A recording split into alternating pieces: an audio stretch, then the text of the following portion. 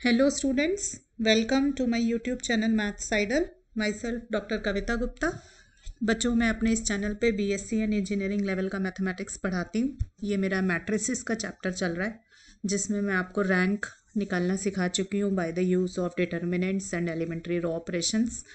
आज हम सीखेंगे बेटा कि normal form of a matrix क्या होता है और उसकी हेल्प से, नॉर्मल फॉर्म की हेल्प से हम रैंक कैसे निकालते हैं मैट्रिक्स की. तो चलिए बच्चों स्टार्ट करते हैं. देखो बेटा, नॉर्मल फॉर्म क्या है मैट्रिक्स की. आपके पास कोई भी नॉन ज़ीरो मैट्रिक्स दे रखा है ए. ठीक है, नॉन ज़ीरो मैट्रिक्स का मतलब उसमें कुछ नॉन ज़ीरो एंट्रीज हैं तो उसकी कोई ना कोई रैंक ज़रूर होगी मैट्रिक्स की. तो every non zero matrix A of rank R can be reduced by a sequence of elementary transformations to this form. This is called the normal form. देखो इसका मीनिंग समझने की कोशिश कीजिए.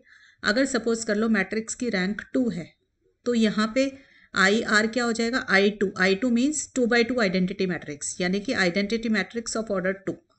और ये जीरो का मतलब है जीरो मैट्रिक्स, और नीचे वाले जीरो का भी मतलब जीरो मैट्रिक्स है, और नीचे वाले जीरो का भी जीरो मैट्रिक्स मीनिंग है. तो अगर इस फॉर्म में हम किसी मैट्रिक्स को रिड्यूस कर पाएँ तो उसे हम बोलते हैं कि normal form of a matrix है. ठीक है, और आप हर नॉन जीरो मैट्रिक्स को जिसकी रैंक आर होगी, आर कोई भी वैल्यू हो सकती है, 1 2 3 4 जो भी वैल्यू होगी, इस फॉर्म में कन्वर्ट कर सकते हैं. So you can always reduce a non zero matrix into a normal form. और नॉर्मल फॉर्म को याद रखिए कि ऊपर आइडेंटिटी मैट्रिक्स आएगा कॉर्नर पर, और बाकी तीनों कॉर्नर्स के ऊपर जो है आपका 0 0 0 आ जाएगा. अब ये कितने ऑर्डर का आइडेंटिटी मैट्रिक्स आएगा ये डिपेंड करता है कि मैट्रिक्स की रैंक कितनी है. ठीक है, तो ये हो गया आपका normal form of a matrix. अब बेटा जब कोई मैट्रिक्स आपको गिवन है और आप उसको नॉर्मल फॉर्म में रिड्यूस करने की कोशिश कर रहे हैं तो उस समय पे आप रो और कॉलम दोनों तरीके की ऑपरेशंस लगा सकते हैं. मतलब रोज पे भी लगा सकते हैं और कॉलम्स पे भी एलिमेंट्री रो ऑपरेशंस, आप एलिमेंट्री ऑपरेशंस लगा सकते हैं. क्लियर. दूसरी बात ये देखो बेटा, अगर सपोज आपने मैट्रिक्स को नॉर्मल फॉर्म में कन्वर्ट कर लिया, ठीक है, और वो इस फॉर्म में आ गया, तो ये आइडेंटिटी मैट्रिक्स जिस भी ऑर्डर का होगा ना वो सिस्टम की रैंक बन जाएगी, वो उस मैट्रिक्स की रैंक बन जाएगी. तो नॉर्मल फॉर्म में रिड्यूस करके हम रैंक भी निकाल सकते हैं. क्लियर. तो हमारी आर क्या हो जाएगी, रैंक ऑफ द मैट्रिक्स. जिस ऑर्डर का आइडेंटिटी मैट्रिक्स बनेगा उसी ऑर्डर की वही मेरी रैंक बन जाएगी गिवन मैट्रिक्स ए की. और एक बेटा इसका नॉर्मल फॉर्म का क्या यूज है, देखो इधर. Corresponding to every matrix of rank R, there exist non-singular matrices P and Q such that every matrix A of rank R. ठीक है, देखो आप हर एक मैट्रिक्स P A Q को, मतलब आपके पास कोई भी मैट्रिक्स A गिवन था, आपने उसको नॉर्मल फॉर्म में कन्वर्ट कर सकते हो. हमने आपको ये बताया कि sequence of elementary transformations use करके आप नॉर्मल फॉर्म में कन्वर्ट कर दो तो वो इस फॉर्म में आ जाएगा IR 0 0 0. ठीक है, तो this is equal to P A Q. और ये पी और क्यू क्या है, ये भी कोई दो नॉन सिंगुलर मैट्रिसेस होंगे. तो याद रखिए P A Q is equal to this normal form of the matrix. तो इसका अब इसके ऊपर भी क्वेश्चंस बनते हैं कि आप दो नॉन सिंगुलर मैट्रिसेस निकाल दीजिए पी और Q such that P A Q is equal to this normal form. तो उसके ऊपर भी बेटा हम एक क्वेश्चन देखेंगे. क्लियर. तो देखिए सबसे पहले तो नॉर्मल फॉर्म में रिड्यूस करने का क्वेश्चन देखते हैं और उससे रैंक निकालते हैं. तो हमारा क्वेश्चन है बेटा, reduce the matrix this to its normal form and hence determine its rank.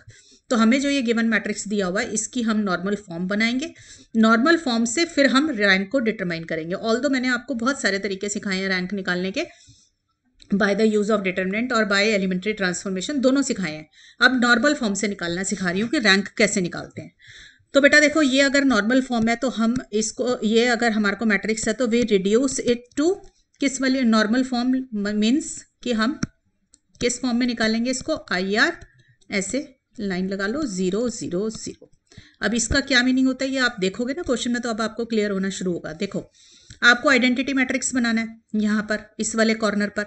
तो आइडेंटिटी मैट्रिक्स बनाने के लिए आपको क्या करना पड़ेगा, पहले फर्स्ट एलिमेंट 1 जैसे हमेशा करते हैं. तो हमने देखा कि फर्स्ट मैट्रिक्स का पहला एलिमेंट मेरा ऑलरेडी 1 है. फिर बेटा उस 1 की हेल्प से उसके नीचे के दोनों एलिमेंट्स को 0 बनाइए, जैसे आप अभी तक गॉस जॉर्डन मेथड या रैंक में काम करते आए हैं. ठीक है, तो अब इसकी हेल्प से हम ये दोनों एलिमेंट्स को 0 बनाएंगे. तो देखो बेटा R2 में चेंज लाना है तो हमने क्या लिखा, R2. ठीक है, एरो R2. अब माइनस जिस एलिमेंट को 0 बनाना है, मुझे इस वाले 1 को 0 बनाना है ना जहां मेरी पेंसिल है, तो -1 इंटू हेल्प किसकी लेते हैं, ऊपर वाले 1 की. ऊपर 1 का नाम क्या हो जाएगा, R1, क्योंकि ये फर्स्ट रो में प्रेजेंट है. तो मेरा फॉर्मूला बन गया R2 - R1. अब नीचे वाले 1 को भी 0 बनाएंगे जो थर्ड रो के अंदर है, तो इसके लिए फॉर्मूला क्या हो जाएगा, R3 goes to R3 minus, देखो जिस एलिमेंट को 0 बनाना है वो क्या है 1, और हेल्प किसकी लेते हैं हमेशा, सबसे पहले एलिमेंट की जो 1 है, तो इसका मतलब R3 माइनस R1 हो गया मेरे पास फिर से। ठीक है बच्चों, इसका मतलब शुरू की ये सेकंड और थर्ड रो हमें R1 में से माइनस करनी है, तो कर दीजिए। यहाँ पे देखो, यहाँ पे माइनस करना सबके लिए बहुत आसान है, 1 माइनस 1, 5 माइनस 3 दिस, और ये ठीक है बेटा, ये हो गया यहाँ पे। अब देखो, अच्छा एक बारी थोड़ा सा ध्यान भी दीजिए कि ये मैट्रिक्स का ऑर्डर क्या है, 3/4 है ना, 3/4 है, तो इसकी रैंक बेटा 3 से ज़्यादा तो कभी नहीं आ सकती। आपको पता है छोटा वाला नंबर होता है रेक्टेंगुलर मैट्रिक्स में, तो या तो रैंक 3 है या 2 है या 1 है, तो जो आइडेंटिटी मैट्रिक्स बनेगा या तो वो 2/2 फॉर्म का बन रहा होगा या 3/3 फॉर्म का बन रहा होगा, यही हो सकता है हमारे पास, है ना। तो अब देखो मेरे पास यहाँ पर ऊपर वाली साइड पर 1 0 तो आ गया, इसके बाद में क्या करूँगी, अब यहाँ पर अगर मेरा 0 आ जाए, जहाँ पे ये मेरा 3 है, यहाँ पर अगर मेरा 0 आ जाएगा तो हमारे पास क्या हो जाएगा, 1 0 0 1 टाइप हो जाएगा। ठीक है, अगर मैं ऐसा कर लूँ तो मुझे क्या चाहिए, दूसरी वाली साइड पे सारा 0 मैट्रिक्स चाहिए। तो हम देखो अब क्या करेंगे, इस 3 को 0 बनाने की कोशिश करेंगे। ठीक है, तो आप देखो आपके पास रो ऑपरेशंस और कॉलम ऑपरेशंस दोनों हैं, तो हम क्या कर सकते हैं, देखो इस वाले 1 की हेल्प ले सकते हैं, ये वाला जो 1 है मेरा, तो मैं क्या लगा सकती हूँ operation, C2 goes to C2 minus 3 C1। क्यों लगाइए, देखो ये जो 3 है ना, मैं इसको 0 बना रही हूँ। ठीक है, तो जिसमें चेंज ला रहे हो उसका नाम लिखो, तो पहले हम C2 कॉलम में चेंज ला रहे हैं, तो हमने लिखा C2 एरो C2, फिर जिससे 0 बनाना है माइनस करके 3 को 0 बनाना है, किसकी हेल्प से बनाने हैं, ये वाला एलिमेंट, ये वाला 1 जहाँ मेरी पेंसिल है। ठीक है बेटा, इसकी हेल्प ली है मैंने, C1 की हेल्प ली है, तो मैंने यहाँ लिख दिया 3 C1। C1 मतलब है फर्स्ट कॉलम, देखो ये C1, ये C2, ये C3, ये C4, this is R1, this is R2, this is R3, तो माइनस कर लेंगे हम यहाँ पे। तो देखो बेटा, और क्या कर सकते हैं, देखो इस 6 को भी आप 0 बना सकते हो with the help of this 1। बेटा जब भी किसी चीज को 0 बनाना है तो उसके रो में या कॉलम में 1 ढूंढो, उसकी हेल्प से बनाओ। ठीक है, तो ये C3 में जो 6 है इसको भी 0 बनाएंगे with the help of this C1। तो क्या ऑपरेशन होनी चाहिए बेटा, देखो C3 गोज टू C3 में चेंज लाना है, तो C3 goes to C3 minus, जिस एलिमेंट को 0 बनाना है, मुझे 6 को 0 बनाना है, तो मैंने 6 लिया, हेल्प किसकी लूंगी मैं, यही वाले C1 की, तो 6C1 आ जाएगा। ठीक है बेटा, ऐसे ही देखो C4 में चेंज लेकर आना है मुझे, यहाँ पे C4 में क्या है, ये -1 जो है इसको भी 0 बनाना है with the help of this C1 again. ठीक है बेटा, तो मैं आपको दोबारा से एक्सप्लेन कर रही हूँ कि इसमें नॉर्मल फॉर्म में कन्वर्ट करना हो तो पहले फर्स्ट एलिमेंट को 1 बनाओ, उसकी हेल्प से दोनों 0 बना लो। फिर ऐसे बेटा कॉलम के अंदर जो है C2 C3 C4 जितने कॉलम्स है उसको 0 बना लो, उसके फर्स्ट एलिमेंट को 0 बना लो with the help of C1। ठीक है, तो इसके लिए अब C4 वाले को ये -1 जो है इसको 0 बनाना है, तो इसके लिए क्या ऑपरेशन लगाओगे बेटा, C4 गोज टू C4, जिस एलिमेंट को 0 बनाना है, तो -1 को 0 बनाना है, हेल्प किसकी लेंगे, C1 की, तो C4 goes to C4 plus C1। Right, अब ये सारी ऑपरेशंस आप इसके ऊपर लगाओगे तो बेटा देखो क्या आएगा आपके पास, देखो मेरे पास C1 में तो कोई चेंज नहीं आएगा। अब C2 को देखो, C2 माइनस 3C1, तो बेटा इधर देखो C2 माइनस 3C1, ये ऑपरेशन लगाने के लिए C2 के नीचे C2 के एलिमेंट्स लिखे -3, और C1 के नीचे मैंने C1 के एलिमेंट्स लिख दिए। ठीक है, तो ये क्या बना मेरा, सॉरी ये 1 आ जाएगा और ये आ जाएगा 2, तो मेरा आ जाएगा 0 1 2। ठीक है बेटा, यही आएगा। अब देखो नेक्स्ट ऑपरेशन क्या है मेरी, C3 क्या है, C3 माइनस 6C1, यही है, तो C3 के नीचे बेटा C3 के एलिमेंट लिखो, 6 -1 -2 -6 -6 -6, और C1 के नीचे C1 के एलिमेंट्स लिख दो, तो 1 0 0, तो ये क्या आ जाएगा बेटा 0 -1 -2 आ गया। अब C4 क्या है, C4 प्लस C1, तो डायरेक्ट ऐड कर लेते हैं, देखो -1 + 1 ये और ये। ठीक है बेटा, ये सब आ गई। अब आप देखो इसके अंदर अब आप क्या करोगे, यहाँ पे देखो यहाँ तो बन गया मेरा फर्स्ट 2 रोज में 1 0 0 1 बन गया। अब मुझे इस वाले एलिमेंट को, नीचे वाले एलिमेंट को 0 बनाना है ना, क्योंकि देखो अगर मेरा इतना पोर्शन आइडेंटिटी मैट्रिक्स बन चुका है तो मुझे बाकी के सारे एलिमेंट 0 चाहिए, क्योंकि मेरे को किस फॉर्म में रिड्यूस करना है, IR 0 0 0 0, तो मेरा जो एम है इस फॉर्म में रिड्यूस करने का है, तो मैंने IR तो बना लिया। अब यहाँ पे नीचे मेरे को सारे में बाकी जितने एलिमेंट है इन सबको 0 बनाना है। जिसको भी जीरो बनाना है उसके ऊपर या उस जो है आपको 1 चाहिए। तो हमारे पास यहाँ पे देखो इस 2 को मुझे जीरो बनाना है तो ऊपर 1 है, तो इसकी हेल्प से बनाएंगे। तो R3 में चेंज लाना है तो बेटा R3 एरो R3 माइनस जिस एलिमेंट को जीरो बनाना है, देखो जहां मेरी पेंसिल है मुझे इस वाले 2 को जीरो बनाना है तो मैं लिखूंगी -2 और हेल्प किसकी लेंगे हम, ऊपर वाले 1 की। ठीक है, इसके ऊपर वाला वो 1 कहां पर है, R2 में, तो मेरे R3 - 2R2। अब देखो बेटा R3 के नीचे मैंने R3 के एलिमेंट्स लिख लिए। ठीक है, R2 के नीचे आप R2 के एलिमेंट्स लिख लो, तो 0 1 -1 2। ठीक है, ये आ गया। तो लास्ट वाली रो मेरी पूरी जीरो बन गई, तो मैं इसको लिख लेती हूँ। मेरे पास क्या आ गया, 1 0 0 0 0 1 -1 2 और लास्ट वाली रो पूरी 0 0 0 0। क्लियर है बच्चों? ठीक है, अब देखो ये आपका कुछ कुछ बनने लगा है मैट्रिक्स। देखो इस तरीके से, देखो ऊपर वाला आइडेंटिटी बन गया, नीचे वाला सारा जीरो आ गया, उसके नीचे भी जीरो आ गया। अब ये दोनों एलिमेंट आपको जीरो बनाने रह गए हैं। ठीक है ना, इन दोनों को जीरो बनाना है तो किसकी हेल्प लेंगे, अब कॉलम ऑपरेशन अगर आप लगा रहे हो तो उस वाली इसके यहाँ पे कोई 1 होगा उसकी हेल्प लेंगे। तो हमने किसकी हेल्प लेनी पड़ेगी, इस वाले 1 की हेल्प लेनी पड़ेगी। ठीक है, तो देखो C3 के अंदर इस एलिमेंट को मैं जीरो बनाने की कोशिश कर रही हूँ जहां पे मैंने सर्कल किया। तो देखो क्या करोगे, C3 में चेंज लाना है तो C3 एरो C3 माइनस जिस एलिमेंट को जीरो बनाना है वो लिखा, और हेल्प किसकी लेंगे, इसी वाली रो के अंदर कोई 1 होगा तो उसकी हेल्प लेंगे। तो देखो इस वाले 1 की हेल्प लेंगे ना हम, तो ये किस में प्रेजेंट है, C2 में, तो ये ऑपरेशन लगाएंगे। क्लियर? अब इस वाले 2 को देखो, इस वाले 2 को अगर आपने जीरो बनाना है तो क्या करोगे, C4 में चेंज लाना है तो पहले लिखो C4 एरो C4 माइनस जिस एलिमेंट को जीरो बनाना है वो लिखा 2, और किसकी हेल्प लेंगे, इसी वाले 1 की, क्योंकि ये इसी की रो में प्रेजेंट है, इसके कॉरेस्पॉन्डिंग कॉलम में प्रेजेंट है। ठीक है, तो यहाँ पे क्या आ जाएगा, C2। क्लियर? अब C3 के नीचे बेटा C3 के एलिमेंट्स लिख दो, 0 -1 0, ये आ जाएगा। C2 के नीचे C2 के एलिमेंट्स लिख दो बेटा, इसको सॉल्व करो। ऐसे ही C4 के नीचे बेटा C4 के एलिमेंट्स लिखो, राइट, और C2 के नीचे C2 के एलिमेंट्स लिख दो, राइट।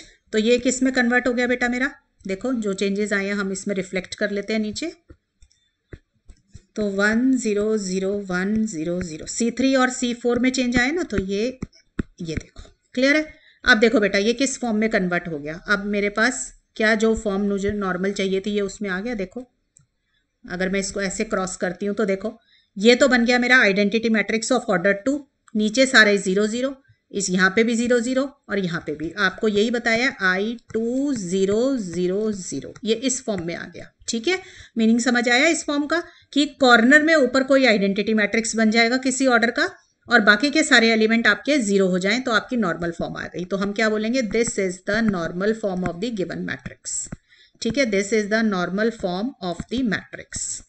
ठीक है, अब नॉर्मल फॉर्म है तो जो आइडेंटिटी मैट्रिक्स बनाया उसका ऑर्डर रीड कर लो। उसका ऑर्डर कितना आया मेरा, 2 का। तो हमारी रैंक कितनी हो जाएगी, rank of A is 2, because IR जो मेरा होता है, जो आइडेंटिटी मैट्रिक्स का ऑर्डर है वही मेरा रैंक बनती है। तो मेरा रैंक कितनी आ गई मैट्रिक्स की, 2।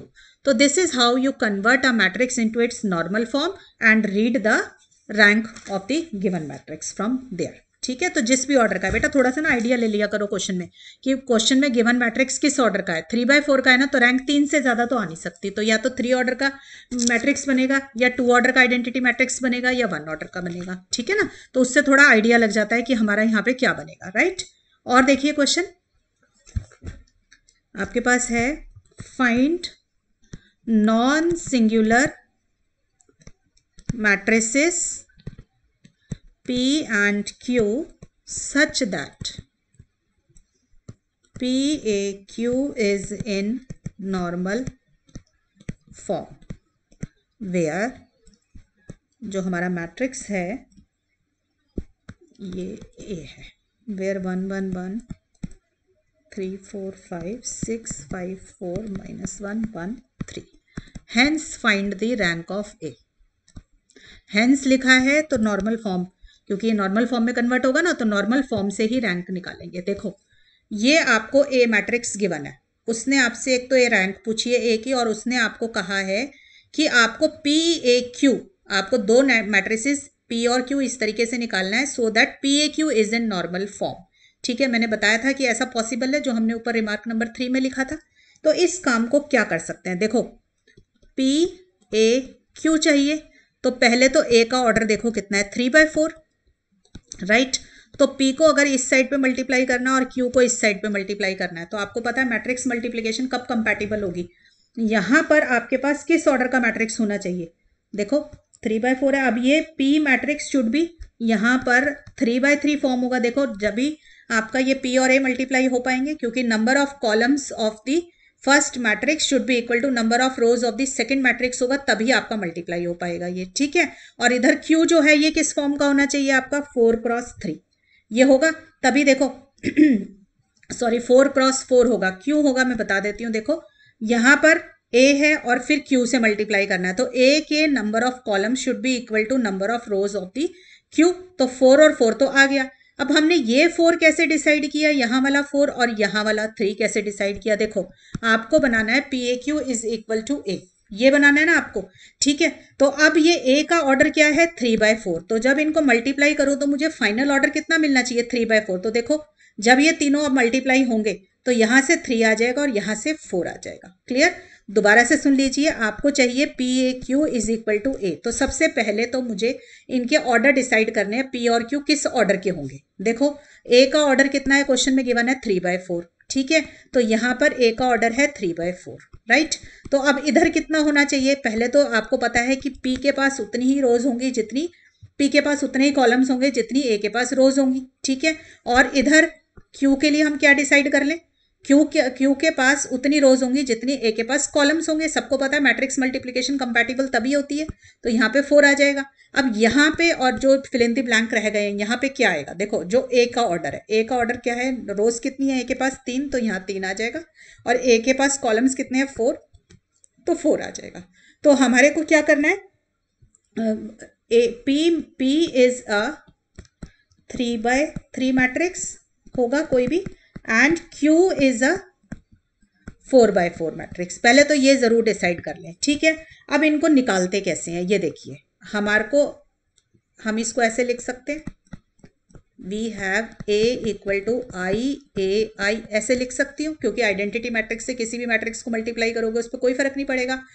अब देखो मैं क्या करूंगी, अब मैं ये I और I किस ऑर्डर का लूंगी, देखो इस I को तो मैं P बनाऊंगी और इस वाले I से मैं Q बनाऊंगी, और P मुझे क्या चाहिए 3/3, तो मैं I वाले मैट्रिक्स को तो लूंगी दिस I3, मतलब 3/3 का आइडेंटिटी मैट्रिक्स, 3/3 ऑर्डर का आइडेंटिटी मैट्रिक्स। और Q मुझे इस वाले I को बनाना है, Q का ऑर्डर क्या है 4/4, तो इसे मैं लूंगी 4/4 उसका आइडेंटिटी मैट्रिक्स, क्लियर। तो इससे क्या होगा मेरा, देखो ए क्वेश्चन में क्या गिवन है आपको, देखो ए हमें क्वेश्चन में जो गिवन है हमने वो लिख लिया, राइट। ये मेरा ए आ गया, इज इक्वल टू I3 क्या हो जाएगा, आइडेंटिटी मैट्रिक्स ऑफ ऑर्डर 3, क्यों लिया, क्योंकि इसको मैं P बनाऊंगी, ठीक है। मुझे पी ए क्यू फॉर्म चाहिए, बीच वाले ए को एज इट इज रखो, और क्यू आपका बनेगा 4/4 ऑर्डर का आइडेंटिटी मैट्रिक्स, ठीक है। सबको पता है आइडेंटिटी मैट्रिक्स क्या होते हैं, डायगोनल के ऊपर 1 बाकी सारे 0, क्लियर, ये बन गया। अब आपको बेटा क्या करना है, एक प्रॉपर्टी का इस्तेमाल करेंगे। किस तरीके से प्रॉपर्टी का इस्तेमाल करना है, देखो we reduce the matrix A on LHS, जो ये हमारा मैट्रिक्स ये वाला है ए मैट्रिक्स, इसको ऊपर आप जो है इसको नॉर्मल फॉर्म में कन्वर्ट कर दीजिए, ठीक है। नॉर्मल फॉर्म मतलब IR 0 में, ठीक है, बाय अप्लाइंग एलिमेंट्री ट्रांसफॉर्मेशंस। आपको पता नॉर्मल करते हैं, नॉर्मल फॉर्म में कन्वर्ट करने के लिए आप रो और कॉलम दोनों तरीके के ऑपरेशंस लगा सकते हो। बस आपको क्या याद रखना है कि जब भी आप कोई ई रो ऑपरेशन लगाओगे, ठीक है, तो आपको क्या करना है, E row operation will affect only the pre factor, ये बात मैंने आपको इससे पहले वाले लेक्चर में बताई भी थी, will affect the pre factor only. Pre factor का क्या मतलब है, देखो जब भी आप कोई रो ऑपरेशन लगाओगे ना ए मैट्रिक्स के ऊपर, जहां मेरी पेंसिल है यहाँ पे, तो प्री फैक्टर मतलब पहले वाला, तो इस वाली साइड पर हमेशा ये जो मैट्रिक्स आपका कन्वर्ट करेंगे ना हम पी में, इसको हम पी बनाने की कोशिश कर रहे हैं ना, सिर्फ यहां पर आपको इफेक्ट डालेगा, वही सेम ऑपरेशन आप यहां लगाएंगे, क्यू वाली साइड पर आप नहीं लगाएंगे, ठीक है। और अगर आप कोई भी कॉलम ऑपरेशन लगाएंगे तो वो पोस्ट फैक्टर को इफेक्ट करती है, यानी कि लास्ट ये 4/4 वाला जो मैट्रिक्स है इसको इफेक्ट करेगी। दोबारा से सुनेंगे, आपने करना क्या है, ये जो गिवन मैट्रिक्स ए है आपने जो लेफ्ट साइड पे लिखा हुआ है, इसको नॉर्मल फॉर्म में कन्वर्ट कीजिए। इसको नॉर्मल फॉर्म में कन्वर्ट करने के लिए you have to apply elementary row and column operations both. जब आप कोई रो ऑपरेशन लगाएं तो आप किस किस पे इफेक्ट डालेंगे, जो ये ए मैट्रिक्स है लेफ्ट साइड पे इस पर, और जो ये प्री फैक्टर है ए से पहले जो लिखा हुआ है राइट साइड पर, ये इसके ऊपर चेंज करेंगे और दूसरे वाली साइड पे कोई चेंज नहीं करेंगे। और जब भी कोई कॉलम ऑपरेशन आप लगाएंगे तो आप कहाँ कहाँ पे लगाएंगे, गिवन मैट्रिक्स ए पर, यहाँ पे लेफ्ट साइड पर, और लास्ट में पोस्ट फैक्टर। पोस्ट फैक्टर कौन सा है, ये वाला। देखो ये मेरा प्री फैक्टर है क्योंकि मैंने ए से पहले लिखा है, और ये मेरा पोस्ट फैक्टर है क्योंकि मैंने बाद में लिखा है। तो कॉलम ऑपरेशन बेटा हमेशा पोस्ट फैक्टर को इफेक्ट करती है और रो ऑपरेशन हमेशा प्री फैक्टर को इफेक्ट करती है। ये हमारी एक प्रॉपर्टी है बहुत बड़ी, ठीक है। तो ईच, मैं लिख भी देती हूं, each column operation will affect the post factor, ठीक है। तो हमारा पोस्ट फैक्टर को इफेक्ट करेगा कॉलम ऑपरेशन। तो देखो कैसे करना है। तो अब इस मैट्रिक्स ए पे कंसंट्रेट कीजिए। सबसे पहले आपको क्या करना होता है, हमें इसको किस में कन्वर्ट करना है, we will convert it into normal form. तो देखो नॉर्मल फॉर्म में लाने के लिए सबसे पहला एलिमेंट हमेशा 1 बनाओ, वो मेरा ऑलरेडी 1 है, ठीक है। फिर उस 1 की हेल्प से हमें नीचे के दोनों एलिमेंट 0 बनाने होते हैं। तो क्या आएगा बेटा, R2 में चेंज लाना है, तो R2 माइनस R1 कर दूं। देखो 1 है, ऊपर वाले 1 की हेल्प लेनी है तो माइनस करूंगी तभी बनेगा। ऐसे बेटा R3 के अंदर क्या आ जाएगा, देखो ये वाला एलिमेंट जो है मेरा फर्स्ट कॉलम का लास्ट एलिमेंट जो है, इसको 0 बनाती हूँ। अब इसको 0 बनाने के लिए भी सबसे ऊपर वाले 1 की हेल्प लेनी है। तो R3 के लिए क्या करेंगे, R3 में से R1 माइनस करेंगे तभी 0 बनेगा। अब ये क्या है, दोनों रो ऑपरेशंस हैं। रो ऑपरेशंस हैं तो ये किसको इफेक्ट करेंगे, सिर्फ प्री फैक्टर को। तो ये जो मेरा प्री फैक्टर है ना, सिर्फ इस पे लगाई जाएंगी, बाद में कॉलम जो है उस पर कोई फर्क, इसमें जो है ना क्यू वाला पोस्ट फैक्टर जो है, इस पर कोई फर्क नहीं पड़ेगा। तो देखो मैं लगाती हूँ इसको।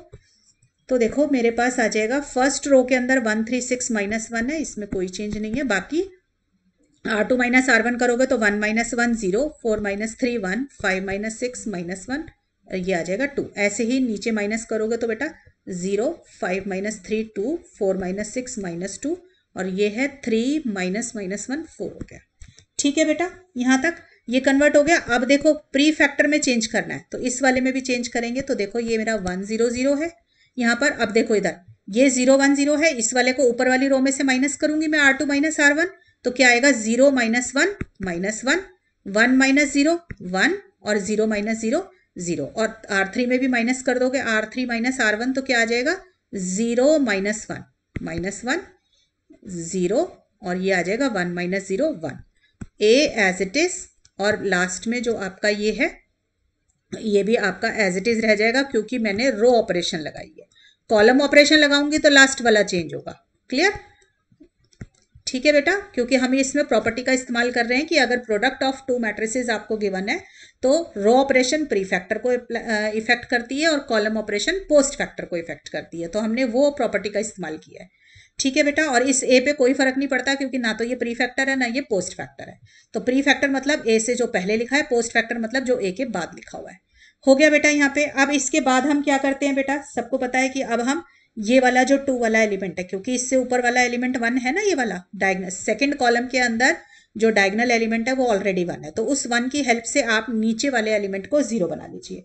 तो मेरे पास नीचे वाले एलिमेंट को इसको 0 बनाएंगे तो ये कैसे बनेगा बेटा, देखो R3 में चेंज लाना है तो R3 एरो R3 माइनस क्या करेंगे आप 2 टाइम्स, क्योंकि जिसको 0 बनाना है तो वो लिखा 2, और ऊपर वाले की हेल्प लेंगे। ऊपर वाला क्या है, ये R2 है, तो R3 माइनस 2 R2। अब देखो R3 के नीचे बेटा R3 के एलिमेंट्स लिख लो, ठीक है, और 2 R2 के नीचे R2 के एलिमेंट्स लिख लो,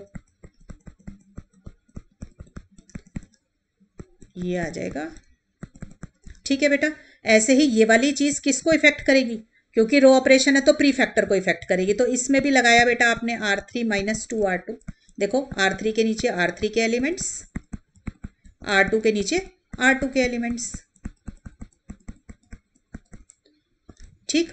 तो अब इसको करोगे तो आपके पास क्या आएगा, देखो 1 3 6 -1 0 1 -1 2, और ये आ जाएगा 0 0 0 0, क्लियर। ऐसे ही इधर क्या आ जाएगा बेटा आपके पास, यहाँ पे फर्स्ट रो सेम रहेगी 1 0 0 सेकेंड रो भी सेम है क्योंकि R3 में चेंज लेकर आ रहे हो, तो ये क्या आ जाएगा 1 - 2 1। अब ये A एज इट इज और ये वाला मैट्रिक्स भी आपका सेम रहेगा क्योंकि रो ऑपरेशन लगाई है तो इस पर कोई फर्क नहीं पड़ेगा। क्लियर यहां तक? अब देखो बेटा, अब आपने ये 1 के बाद नीचे 0 बना लिया। अब देखो इस 1 से ऊपर वाला जो एलिमेंट है ये 3, इसको 0 बनाइए। इसको 0 बनाने के लिए आप क्या कर सकते हो, इस वाले कॉलम की हेल्प ले सकते हो क्योंकि इस कॉलम के यहाँ पर C1 के अंदर आपके पास 1 है। इस 1 की हेल्प से आप इस वाले 3 को भी 0 बना सकते हो। और देखो ये वाले जो एलिमेंट्स हैं आपके पास 6 - 1 - 1 2 ये सारे भी 0 बनाने ना, तो इनको भी 0 बनाने के लिए, इस वाले 6 को 0 बनाने के लिए भी आप C1 की हेल्प लीजिए। इस -1 को भी 0 बनाने के लिए आप C1 की हेल्प लीजिए। ठीक है, ये फर्स्ट एलिमेंट बहुत अच्छा होता है। फर्स्ट एलिमेंट 1 हो तो उससे नीचे के भी 0 हो जाते हैं, और फर्स्ट एलिमेंट 1 हो तो कॉलम के भी 0 हो जाते हैं बाकी। तो हम क्या ऑपरेशंस लगाएंगे बेटा, देखो C2 में चेंज लाना है। ये देखो ये C1 कॉलम, ये C2, ये C3 और ये C4। C2 में चेंज लाना है तो C2 एरो C2 लिख दिया माइनस, जिसको 0 बनाना है। हमें किसको 0 बनाना है, इस वाले 3 को, तो 3 लिखा। हेल्प किसकी ले रहे हैं, इस वाले 1 की, जहां पे मेरी पेंसिल है C1 को, तो C2 - 3 C1 हो गया। क्लियर? ऐसे ही हम क्या करेंगे, C3 में भी 0 बनाएंगे यहाँ पे 6 वाली जगह पे, तो क्या बनेगी C3 एरो C3 -6 टाइम्स आपके पास क्या आ जाएगा C1। ठीक है, ऐसे ही बेटा C4 में चेंजेस लाओगे तो C4 माइनस प्लस कर देंगे। ठीक है, तो प्लस C1। हमेशा हेल्प किसकी लेनी है, उसके कॉरेस्पॉन्डिंग 1 की लेनी है। ठीक, अब देखो बेटा C2 के नीचे C2 के एलिमेंट्स लिख लो, तो 3 1 0। ठीक है, -3 - 3 C1 के नीचे C1 के एलिमेंट्स लिख लिए। सॉल्व करो। ठीक है, ये आ जाएगा। ऐसे ही C3 के नीचे बेटा C3 के एलिमेंट्स लिख लो, माइनस C1 के नीचे C1 के एलिमेंट्स लिख लो। करो सॉल्व, इसको क्या आएगा देखो, राइट। C4 के नीचे C4 के एलिमेंट्स बेटा, प्लस C1 के नीचे C1 के एलिमेंट्स, तो ये आ जाएगा, राइट। तो अब इसको करने के बाद आपके पास क्या चेंजेस आ जाएंगे, ये देखो 1 0 0। अब C2 के अंदर आ गया 0 1 0, C3 के अंदर आ गया 0 - 1 0, और C4 ये आ जाएगा। अब देखो कॉलम ऑपरेशन लगाइए ना, तो हमारा जो है प्री फैक्टर पे कोई फर्क नहीं आएगा, इसलिए मैंने ए से पहले वाला जो मैट्रिक्स है उसको एज इट इज कॉपी कर लिया। अब किस में चेंजेस आएंगे आपके पास, पोस्ट फैक्टर में। ये जो 4x4 वाला आइडेंटिटी मैट्रिक्स है ना, इसमें चेंजेस आएंगे। देखो इसमें भी लगाओ यही सब सेम ऑपरेशन। देखो C1 पे कोई चेंज नहीं, एज इट इज। C2 में क्या लगना है, C2 - 3 C1। तो देखो ये रहा मेरा C2 कॉलम, इसको -3 टाइम्स पहले वाला करो। देखो 0 - 3 आ जाएगा। ठीक है, और 1 -3 करके ये 0 ही रह जाएंगे। ठीक है, ऐसे ही बेटा इसके अंदर ये देखो, इस समय ये C1 C2 C3 और C4 है। सेम ऑपरेशन लगाएंगे जो ए पे लगाई थी। C3 - 6 C1, आसान कैलकुलेशन है बेटा इसलिए करके नहीं दिखा रही हूँ। तो C3 - 6, 0 - 6 आ जाएगा यहाँ पे, और ये 0, ये 1 ही रह जाएगा, और ये 0। ऐसे ही बेटा C4 वाली पे लगाओ, C4 + C1, तो डायरेक्ट ऐड हो रहे हैं, 0 + 1 1 0 0 और 1। ठीक है बेटा, कॉलम ऑपरेशन है तो पोस्ट फैक्टर इफेक्ट करेगा, राइट। यहां तक आ गया बच्चों, क्लियर। अब आप देखो इसको नॉर्मल फॉर्म में कन्वर्ट करना है, तो आप देखो आपका कितना आंसर आ चुका है। ये देखो अगर मैं इसको ऐसे क्रॉस मार रही हूं तो ऊपर तो आइडेंटिटी मैट्रिक्स मिल गया 1 0 0 1 कोने में, नीचे भी 0 0 आ गए। अब आपके ये -1 और 2 जो है ना, इनको 0 बनाना रह गया। अब इनको 0 बनाना तो क्या करेंगे, इस वाले हेल्प की लेंगे ना, इस वाले 1 की हेल्प लेंगे जो इसकी कॉरेस्पॉन्डिंग रो में प्रेजेंट है। तो हमें क्या करना पड़ेगा, आप क्या ऑपरेशन लगाओगे, देखो C3 में चेंज लाना ना, इस -1 को 0 बनाना है, तो इसके कॉरेस्पॉन्डिंग जो 1 है ना यहाँ पे कॉलम में, उसकी हेल्प लो। तो C3 में चेंज लाना है, तो C3 एरो C3, जिस एलिमेंट को माइनस लगा के जिस एलिमेंट को 0 बनाना है वो क्या है -1, और किसकी हेल्प लेनी है, इस वाले 1 की। ये कहाँ प्रेजेंट है, C2 में, सेकेंड कॉलम में, तो C2। तो हमारे पास क्या बन गई operation, C3 goes to C3 + C2। Clear. ऐसे ही बेटा देखो ये वाला 2 जो है इसको 0 बनाना है, तो इस 2 को 0 बनाने के लिए भी फिर से इसी वाले 1 की हेल्प लेंगे, उसके कॉरेस्पॉन्डिंग कॉलम में जो प्रेजेंट रो में प्रेजेंट है 1, उसकी हेल्प लेंगे। तो C4 में चेंज लाना है, तो बेटा C4 एरो C4। ठीक है, जिसको 0 बनाना है, किसको 0 बनाना है, 2 को, किसकी हेल्प लेंगे, C2 वाले कॉलम की, तो C2। ठीक है, तो अब देखो बेटा इसके अंदर C4 के नीचे C4 के एलिमेंट लिख लिए मैंने, राइट, और C2 के नीचे C2 के एलिमेंट लिख लिए। करो सॉल्व, क्या आया ये 0 और ये भी 0। ऐसे ही बेटा C3 + C2 तो डायरेक्ट हो जाएगा आसानी से, तो पहले मैंने ये उतार लिया। अब C3 + C2 कर दो, दोनों को ऐड कर दो, राइट, और C4 जो आया है। ठीक है बच्चों, अब किसको इफेक्ट करेगा, पोस्ट फैक्टर को। तो ये वाला मैट्रिक्स जो प्री फैक्टर वाला था इसको मैंने एज इट इज कॉपी कर लिया। पोस्ट फैक्टर में भी यही चेंजेस लेकर आओ बेटा। देखो इस वाले मैट्रिक्स के अंदर ये वाला जो मैट्रिक्स है, क्या करना है, C3 और C4 में चेंज आएगा, तो पहले तो C1 और C2 को तो एज इट इज कॉपी कर लो। ठीक है, ये आ जाएगा -3 1 0 0। देखो क्या करना है, C3 + C2 तो करो, ये रहा बेटा जहां मेरी पेंसिल है C3 और ये रहा मेरा C2 जो सेकंड कॉलम है, तो ऐड करो -6 + -3 तो कितना आ जाएगा, -6 -3 -9 आ जाएगा, राइट। और ये 0 + 1 1 0 + 1 और 0, ठीक है ना, 1 और 0। ऐसे ही बेटा C4 - 2 C2 कर लो, तो 1 - 2 × -3, ठीक है, ऐसे करोगे तो ये आ जाएगा बेटा आपके पास 7 - 2 0 और 1। क्लियर हो गया बच्चों। अब देखो आपको ये काम कब तक करना है, जब तक ये लेफ्ट साइड वाला ए मैट्रिक्स जो है नॉर्मल फॉर्म में ना कन्वर्ट हो जाए। अब आप देखो ये क्या ये आपका नॉर्मल फॉर्म में कन्वर्ट हो गया, हो गया। देखो ऊपर कॉर्नर में हमारे पास आइडेंटिटी मैट्रिक्स आया और बाकी के सारे एलिमेंट मेरे पास 0 0 आ गए, तो I have to stop here. ठीक है, तो मैं क्या लिखूंगी, this is the normal form of given matrix A. ठीक है, तो अब देखो बेटा पहले तो यहां से रैंक रीड कर लो। नॉर्मल फॉर्म से रैंक रीड करनी है तो क्या होता है, जिस ऑर्डर का आइडेंटिटी मैट्रिक्स बना, तो मेरा रैंक क्या आ गई, रैंक ऑफ ए 2 आ गई, क्योंकि ये किस फॉर्म में कन्वर्ट हुआ है, I2 0 0 0, तो ये इस फॉर्म में कन्वर्ट हुआ है, तो मेरी रैंक कितनी आ गई है, 2 आ गई है। क्लियर। और दूसरी साइड पे देखो ये क्या बन गया, मेरा P बन गया, ये A एज इट इज और ये रहा Q।